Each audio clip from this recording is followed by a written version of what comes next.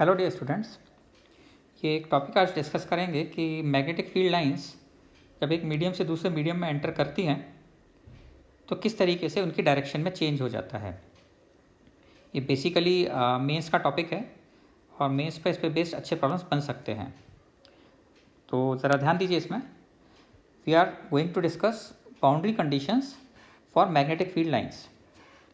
यहाँ पर we shall find out conditions for vector B at the interface between two homogeneous mediums। Suppose एक medium का magnetic permeability μ1 है और दूसरे मीडियम का मैग्नेटिक परमेबिलिटी μ2 है। तो μ1 से अगर μ2 में एंटर कर रही है कोई मैग्नेटिक फील्ड लाइंस तो किस तरीके से उनकी डायरेक्शन में चेंज आएगा और क्या बाउंड्री कंडीशंस लगेंगी, उनको हम डिस्कस करने वाले हैं। ये बिल्कुल उसी तरीके से है जैसे कि आप लोग गॉस लॉ लगा के और इलेक्ट्रिक फील्ड की बाउंड्री कंडीशंस लिया करते थे किसी डाइलेक्ट्रिक मीडियम में। तो यहाँ पर these conditions can be obtained just as we did in case of dielectrics using Gauss theorem. तो आप लोगों को याद होगा कि गॉस थ्योरम की जगह अगर हम यहाँ पर मैग्नेटिक फील्ड के लिए लिखना चाहें तो मैग्नेटिक फील्ड के लिए क्लोज सरफेस के लिए जो बी डॉट डी एस आएगा, B dot D S for a close surface that comes out to be zero. ये आप लोगों को पता होगा। E dot D S equal to Q in by epsilon not होता है। E dot D S is equal to Q in by epsilon not होता है। But B dot D S equal to zero होता है। B dot D S equal to zero होना ये prove करता है कि मैग्नेटिक मोनोपोल्स एग्जिस्ट नहीं करते। मैग्नेटिक मोनोपोल्स एग्जिस्ट नहीं करते। जैसे कि अगर हम देखें कि इलेक्ट्रिक फील्ड लाइंस जो है magnetic monopoles don't exist. Electric field lines तो क्या होता था, प्लस क्यू से माइनस क्यू, प्लस क्यू से ओरिजिनेट होती थी, माइनस क्यू से टर्मिनेट हो जाती थी। लेकिन मैग्नेटिक फील्ड लाइंस का ओरिजिनेशन और टर्मिनेशन पॉइंट कुछ नहीं होता, ये हमेशा एक क्लोज लूप बनाती हैं।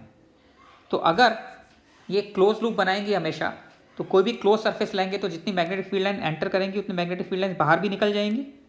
इसलिए B dot D S zero होता है। ओके, इसका यूज़ करते हैं हम। तो बी डॉट डी एस अगर जीरो होता है तो मैं काम कर रहा हूँ कि यहाँ पर ये हमारे पास एक सरफेस ले लिया है, ये दो मीडियम को सेपरेट कर रहा है, मीडियम 1 एंड मीडियम 2। और यहाँ पर मैं एक, जैसे हम क्लोज गॉसियन सरफेस कंसीडर किया करते थे वैसे यहाँ पर एक क्लोज्ड सिलिंड्रिकल सरफेस कंसीडर कर ले रहा हूँ। Consider a very small closed cylindrical surface located at the interface of two mediums 1 and 2। ये सरफेस पर प्रेजेंट है। इसका नॉर्मल आपको पता है कि आउटवर्ड नॉर्मल पॉजिटिव कंसीडर किया जाता है, तो इसका आउट नॉर्मल इधर होगा पॉजिटिव और नीचे वाली सरफेस पर आउटवर्ड नॉर्मल इधर पॉजिटिव हो जाएगा। एक को हमने एन कैप से रिप्रेजेंट कर दिया है, एक को हमने एन डैश कैप से रिप्रेजेंट कर दिया है। और ये एन जो है वो सरफेस पर नॉर्मल है, तो सरफेस पर नॉर्मल बेसिकली इस नॉर्मल के पैरेलल ही हो जाएगा। नाउ अगर हम B dot D S equal to zero देखें तो यहाँ पर अगर B1 है मैग्नेटिक फील्ड और यहाँ पर मैग्नेटिक फील्ड B2 है, तो B1 और B2 का अगर हम इस तरीके से लिखें कि B1 डॉट एन कैप, तो B1 dot N cap B1 N dash into delta S ले रहे हैं हम इसका एरिया वेक्टर, और B2n into delta S that should be equal to zero. और आपको पता है कि ऐसे केस में B2n plus B1n equal to कितना आ जाएगा, जीरो आ जाएगा। तो वेक्टर फॉर्म में अगर हम देखें तो B2n और B1n वेक्टर फॉर्म में अगर ये बेसिकली हम क्या कर रहे हैं, ये वेक्टर की डायरेक्शन ले रहे हैं, बस किसके अलॉन्ग ले रहे हैं, पूरा वेक्टर नहीं है, इसलिए मैंने यहाँ पर ये वेक्टर नहीं लगाया, ये वेक्टर साइन हटा दिया है क्योंकि ये कंपोनेंट है। लेकिन कंपोनेंट की डायरेक्शन किधर ले रहे हैं, एक की इधर ले रहे हैं ऊपर एन कैप के अलॉन्ग और दूसरी की एन डैश कैप के अलॉन्ग ले रहे हैं, तो ये जीरो आएगा। इससे हमें पता लगता है कि B2n इक्वल टू B1n हो जाएगा। इसका मतलब मैग्नेटिक फील्ड यहाँ पर कंटिन्यूस होना चाहिए इस तरीके से। तो so taking component of B along normal B2n और B1n बराबर हो जाते हैं। इसका मतलब मैग्नेटिक फील्ड का सरफेस पर जो कंपोनेंट आएगा वो कंटिन्यूस होना चाहिए। So normal component of vector B should be same on both sides of interface. ये एक इंपॉर्टेंट प्रॉपर्टी है। आप कह सकते हैं कि दिस क्वांटिटी यानी normal component of magnetic field does not have a discontinuity. ये नॉर्मल कंपोनेंट डिसकंटिन्यूस नहीं होता है। अब इसी तरीके से अगर हम बाउंड्री कंडीशन फॉर H देखें, आप लोगों को पता होगा H क्या होता है, मैग्नेटिक फील्ड इंटेंसिटी होती है। B dot D L equal to mu not into I enclose होता है, आप लोगों को पता होगा। और बी बाई म्यू नॉट को हम H से डिनोट करते हैं। तो बी बाई म्यू1 जो है वो H1 हो जाएगा, B by mu equal to H2 हो जाएगा। तो H1 H2 अगर हम मीडियम में मान लें मैग्नेटिक फील्ड इंटेंसिटीज़, तो ये किस कंडीशन को फॉलो करेंगे ये हम देखना चाहते हैं। तो आपको पता होगा जैसे B dot D L zero होता, B dot D L equal to mu not into I enclose होता था, तो बी बाई म्यू नॉट को अगर मैं H लिख सकता हूँ तो H dot D L equal to I enclose ये हमारे पास एक रिलेशनशिप आ जाती है। और अगर हम वैसा केस कंसीडर करें जिसमें कि कंडक्शन करंट आई जो है वो कुछ फ्लो नहीं हो रहा है, यहाँ पर हमें मानकर चल रहे हैं कि दो मैग्नेटिक फील्ड, दो मीडियम है और एक बाउंड्री उनको सेपरेट कर रही है, लेकिन करंट कोई फ्लो नहीं हो रहा है। तो करंट कोई अगर फ्लो नहीं हो रहा है तो इन एब्सेंस ऑफ करंट हम इसको लिख सकते हैं H dot D L equal to 0, अगर कोई कंडक्शन करंट फ्लो नहीं हो रहा है। यहाँ पर एच डॉट डी एल क्या करते हैं हम इसके लिए आपको पता होगा, जैसे हम एम्पीरियन लूप बनाया करते थे और उस पर एरो लगा देते थे, एरो की डायरेक्शन में फिंगर्स को कर्ल करते थे तो थंब की डायरेक्शन करंट की डायरेक्शन देते थे। अब यहाँ पर करंट 0 है तो एच डॉट डी एल, इसका मतलब अगर मैं किसी सरकमफेरेंस के अलॉन्ग एच लेता चलूँगा और उसका डॉट प्रोडक्ट लूँगा लेंथ के साथ तो वो 0 आना चाहिए।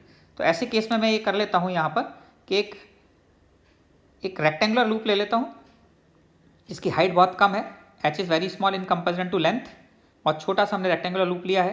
तो यहाँ पर आपके पास H2 और H1 के जो हॉरिजॉन्टल कंपोनेंट होंगे केवल उनका रिलेशन आएगा यहाँ पर। तो अगर हम बहुत स्मॉल हमने एलिमेंट लिया है तो यहाँ पर आप देखेंगे H2T को लेंगे L के साथ तो नेगेटिव साइन के साथ प्रोडक्ट हो जाएगा, और H1T का L के साथ पॉजिटिव प्रोडक्ट हो जाएगा, क्योंकि दोनों सेम डायरेक्शन में है, यहाँ दोनों के बीच में एंगल 180 डिग्री है। तो इसको लिख सकता हूँ माइनस H2 का टेंजेंशियल कंपोनेंट मतलब सरफेस के along component into L plus H1 का सरफेस के along component into L, that should be equal to 0। इससे हमारे पास एक रिलेशन आता है H1T इक्वल टू H2T। इसका मतलब मैग्नेटिक फील्ड में कंटिन्यूटी होती है नॉर्मल कंपोनेंट में और H में कंटिन्यूटी होती है टेंजेंशियल कंपोनेंट में। So tangential component of H have no discontinuity. तो ये दो चीज़ें बड़ी इंपॉर्टेंट है जो आपको ध्यान रखनी है। ये स्टेटमेंट की फॉर्म में भी पूछी जा सकती हैं मेंस के पेपर में कि H का कौन सा कंपोनेंट कंटिन्यूस होता है और B का कौन सा कंपोनेंट कंटिन्यूस होता है। इन दोनों प्रॉपर्टीज़ को यूज़ करके अगर हम refraction of magnetic field lines देखना चाहें जैसे स्नेल्स लॉ बनता था, तो यहाँ पर मैंने μ1 और μ2 परमेबिलिटी ले ली है दोनों मीडियम्स की, मैग्नेटिक परमेबिलिटी, और मैग्नेटिक फील्ड लाइन B1 यहाँ पर इस तरीके से है और यहाँ पर B2 जो है वो अल्फा एंड बीटा, अल्फा 1 और अल्फा 2 एंगल बना रहे हैं वर्टिकल से। तो आपने देखा कि इसका जो हॉरिजॉन्टल कंपोनेंट है ये टेंजेंशियल कंपोनेंट, ये H का टेंजेंशियल कंपोनेंट कंटिन्यूस होता है, तो ये कितना होगा B1 साइन अल्फा 1 हो जाएगा। तो H1T is equal to H2T अगर हम ये अप्लाई करेंगे, और H कितना होता है B बाई म्यू, तो B1 sine alpha 1 by μ1 should be equal to B2 sine alpha by μ2, एक रिलेशन ये आ जाएगा आपके पास। और दूसरा हमने देखा कि मैग्नेटिक फील्ड का जो नॉर्मल कंपोनेंट होता है वो कंटिन्यूस होता है, तो मैग्नेटिक फील्ड का नॉर्मल कंपोनेंट कंटिन्यूस होता है, तो इससे हमारे पास क्या आ जाएगा B1 cos alpha 1 equal to B2 cos alpha 2, और इक्वेशन 1 बाई इक्वेशन 2 अगर आप करेंगे तो आपके पास ये रिलेशन आ जाता है कि tan alpha 2 by tan alpha 1 equal to μ2 by μ1। तो इस रिलेशन पे डायरेक्ट बेस प्रॉब्लम्स बन सकते हैं।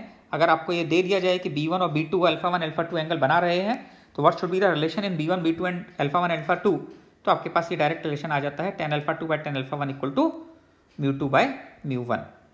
तो आई होप ये चीज़ आपको क्लियर हो गई होगी। इसमें से मल्टीपल ऑप्शंस करेक्ट भी बना सकता है, सिंगल ऑप्शन करेक्ट भी पूछे जा सकते हैं, बट मेंस के पॉइंट ऑफ व्यू से सिंगल करेक्ट ऑप्शंस ही बनते हैं। तो ये थोड़ा सा reflection of magnetic field lines important है, इसको ध्यान रखिएगा और इसके नोट्स बनाकर अपने पास तैयार करें। ठीक है, ओके, एंजॉय योर डे।